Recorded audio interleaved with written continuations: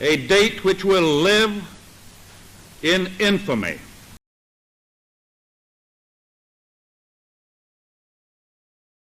This is a Rosa Parks moment for white people. And this is the assassination of MLK Jr. Moment for white people. Hey, white America, I think you just found your George Floyd. Alright, so I wasn't planning to make a video about this because I didn't know the story was going to break, but given the nature of it, I have to talk about it. I'm going to assume you have an idea of what's going on since this is a story that has gone super viral in a way I haven't seen in a while. But in an off chance you don't know what's going on, let me fill you in. On August 22nd, 2025, in Charlotte, North Carolina, a young woman named Irina Zaruska, sorry if I mispronounced that, who was a refugee from Ukraine, had her life brutally ended by the hands of DeCarlos Brown Jr. on a public transit train. By that name, you already know the ethnicity. The story was briefly reported at around the time of the incident, but a few days ago, around September 6th, footage of the incident went online and sparked national outrage. The footage was edited to not show the actual point of contact when the knife met Irina's throat. And then the next day, the unedited footage was released on X. Now, obviously, this being YouTube, I can't show the footage, but here are stills, as you can see here in the video. Even if I could show it, I still wouldn't because of how horrific it is. It is truly one of the most vicious things I have ever seen. It is online, mainly on X, if you want to watch it for yourself, but I have to warn you, you better have a strong stomach. After the killing, the violent thug walks away and in the video can be heard saying, "I got that white girl," and walks off the train like nothing happened. To make matters worse, it was revealed this monster was arrested previously 14 times. 14! Not 1, not 2, not 3, but 14 damn times.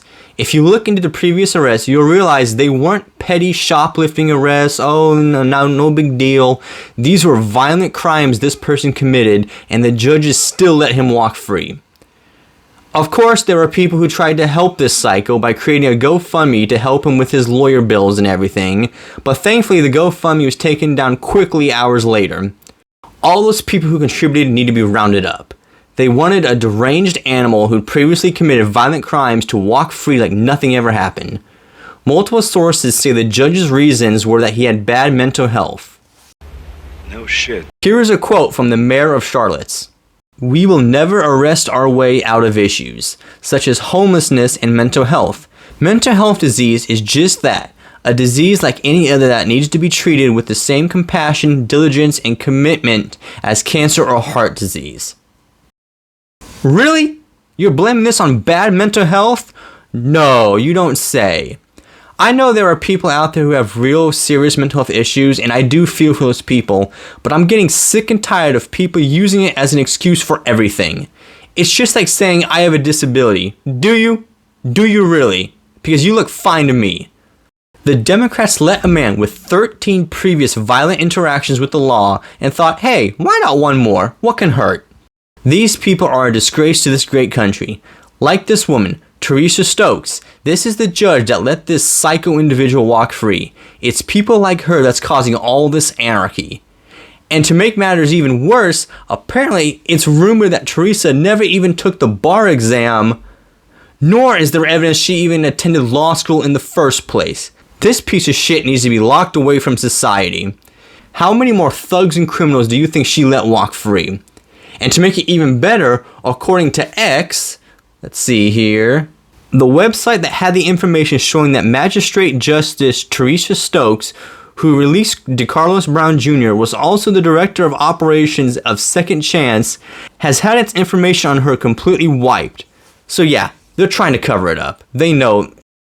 It's 2025, people. We have the internet. You can't hide anymore. Stuff like this does not work. Of course, none of the mainstream news outlets like CNN or MSNBC were covering the story because it didn't fit the narrative of white people being the oppressors in this country. It wasn't until a reporter asked President Trump if he knew anything about the story, and he said he didn't at the time and he would look into it. The next day, the White House posted this video on their X account. For far too long, Americans have been forced to put up with Democrat-run cities that set loose savage, bloodthirsty criminals to prey on innocent people, really very, very innocent people. In every place, they control radical left judges, politicians, and activists, and they've adopted a policy of catch and release for thugs and killers. In Charlotte, North Carolina, we saw the results of these policies when a 23-year-old woman who came here from Ukraine met her bloody end on a public train. And here's a picture of it. This is the picture of it. And this is a picture of the woman, a beautiful young girl that never had problems in life, with a magnificent future in this country. And now she's dead. She was slaughtered by a deranged monster who was roaming free after 14 prior arrests. We cannot allow a depraved criminal element of violent repeat offenders to continue spreading destruction and death throughout our country. We have to respond with force and strength. We have to be vicious just like they are. It's the only thing they understand. 24 of the top 25 most dangerous cities in America are run by Democrat mayors. 50 people were murdered in Chicago in recent weeks, with hundreds being shot. And it's time to stop this madness. The people of our country need to insist on protection, safety, law, and order. We have proven that it can be done because we did it right here in D.C., in District of Columbia. The capital of America was a bloodthirsty, horrible, dangerous place, one of the worst. And now it's a crime-free city, and we're going to keep it that way. It can be done. It can happen fast. All we want is, please, Mr. President, we need help. Chicago needs help. Other cities need help. We'll do what has to be done because we're going to make America safe again, and that includes our big cities. We're going to make those cities safe. Thank you. We cannot allow a depraved criminal element of violent repeat offenders to continue spreading destruction and death throughout our country. We have to respond with force and strength. We have to be vicious just like they are. It's the only thing they understand.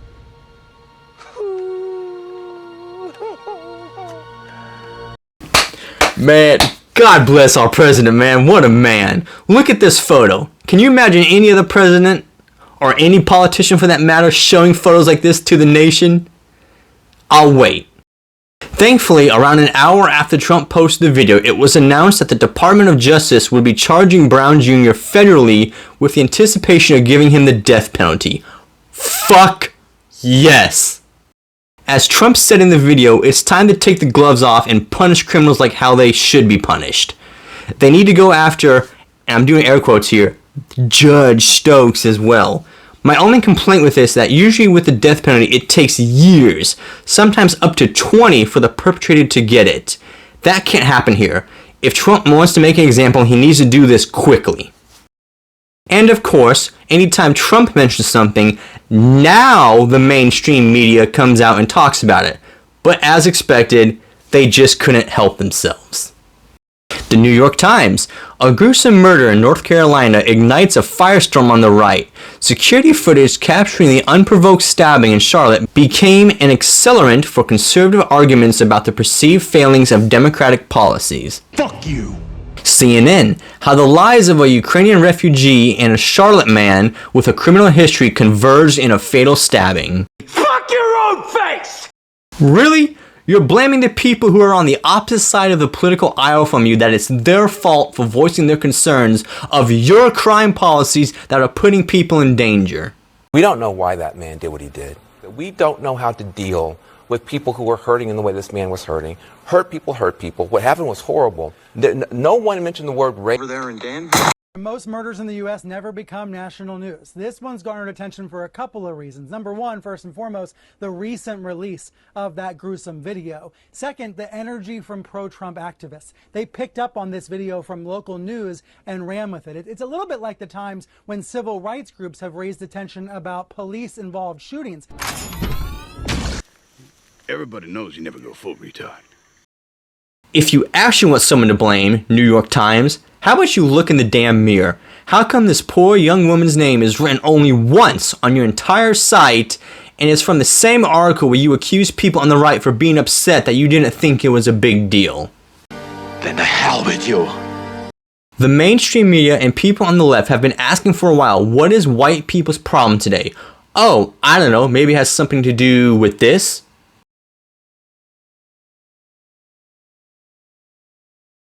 I'm tired.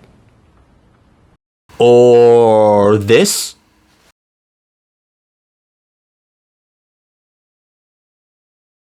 I'm so fucking tired.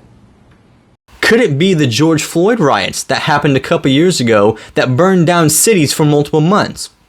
Or could it be Daniel Penny? Remember him? The former Marine who stepped in and took down a mentally ill man on the New York subway who was harassing passengers and almost got jailed for life because of it. Or how about Shiloh Hendricks? The mom who recently called a little boy the N-word for being around her child at the playground and is now in hiding and fearing for her life. And oh no, people, we got even more. How about the whole Frisco High School incident that happened a few months ago back at a high school track meet in Frisco, Texas? On April 2nd, Austin Metcalf, a 17-year-old at the school, was stabbed to death in the bleachers by another student, Carmelo Anthony. Speculation swirled online as to what led to the incident, but apparently Carmelo was sitting in the wrong seat. Austin asked him to move, and then Carmelo decided to brutally stab Austin to death right there in the stands. Multiple news outlets said it was self-defense, and Carmelo's family raised over $500,000 and bought a brand new SUV and a house in a gated community. A month or so after the incident, it was revealed that Carmelo, despite being 17, will be tried as an adult on first-degree murder.